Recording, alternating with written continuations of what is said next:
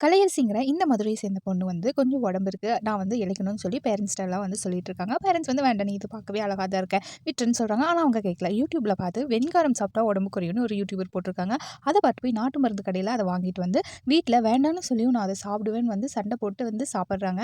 சாப்பிட்ட உடனே வந்து அவங்களுக்கு வந்து உடம்பு சரியில்லாம போகுது. பயங்கர வயித்து வலி, வாமிட், டிசென்ட்ரின்னு ரொம்பவே உடம்பு சரியில்லாம போகுது. உடனே வந்து ஒரு பிரைவேட் ஹாஸ்பிட்டல்ல அட்மிட் பண்றாங்க. டாக்டர் அவங்கள செக் பண்ணி பார்த்துட்டு மறுபடியும் வீட்டுக்கு வந்ததுக்கப்புறம் பார்த்தீங்க அப்படின்னா ரொம்பவே உடம்பு முடியாம ரொம்ப சோர்ந்து போயிடுறாங்க. மறுபடியும் வந்து கவர்மெண்ட் ஹாஸ்பிட்டல் கூட்டிட்டு போறாங்க. அங்கவே போற வழியிலேயே வந்து அவங்க இறந்தும் போயிடுறாங்க.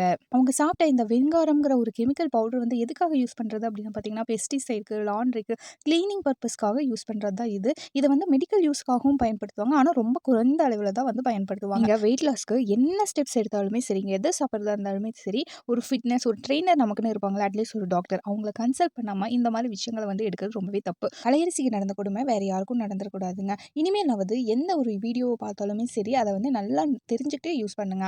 ஒல்லியா இருந்தா அழகு, குண்டா இருந்தா அழகு அப்படின்னு இல்லங்க. எல்லாத்துக்கும் காரணம் நம்ம மனசு தான். இந்த வீடியோ பிடிச்சிருந்தா வீடியோக்கு லைக் பண்ணி நம்ம சேனல சப்ஸ்கிரைப் பண்ணிக்கோங்க. தேங்க்